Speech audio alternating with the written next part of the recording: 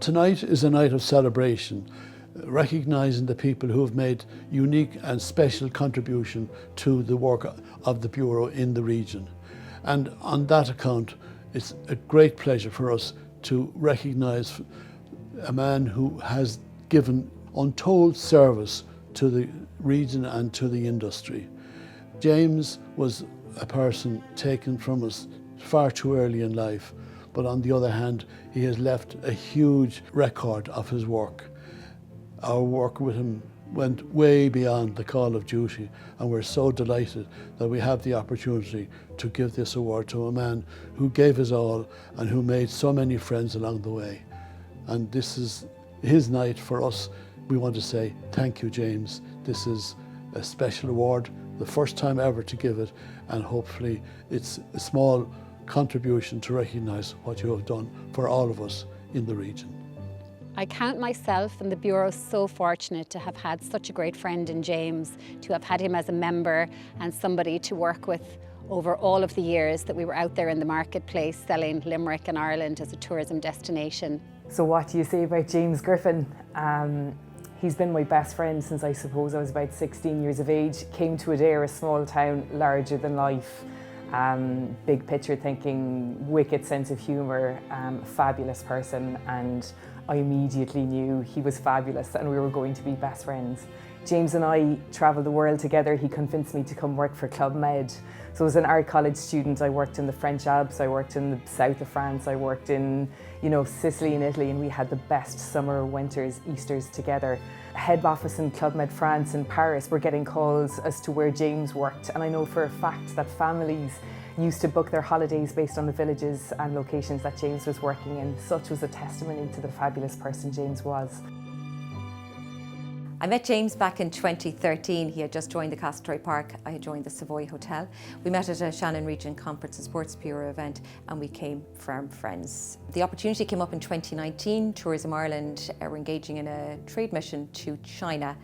And the trip to China was a fantastic trip, lots of work done. There was a little bit of downtime, of course, and James and a colleague of ours, Carlo, took that time to shop. The rest of us went to the Great Wall of China, but of course James, being the well-travelled gentleman that he was, had already seen the Great Wall of China.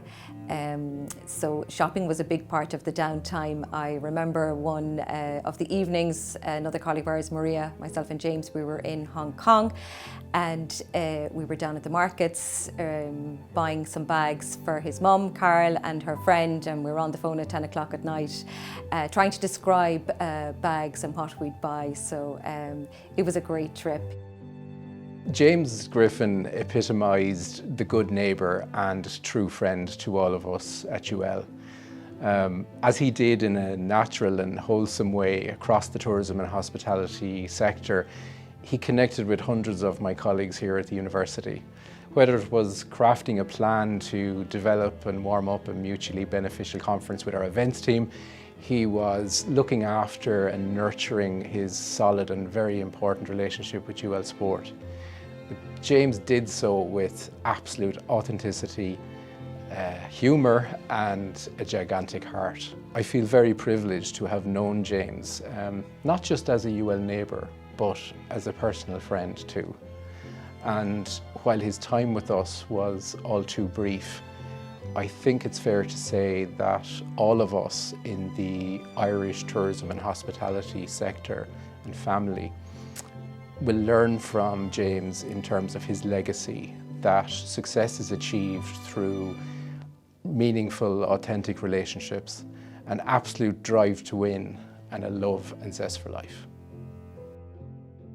I suppose my favourite memory of James is the many phone calls we would have where he would ring me and say, "Karen, I've just won the most fantastic piece of business for Limerick, stick it on your books."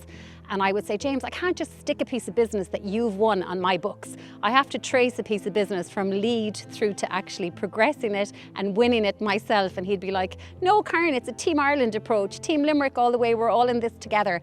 And that really sums up James. He would work tirelessly on behalf of our region and never wanted to take the credit alone. He always wanted to share it with everybody.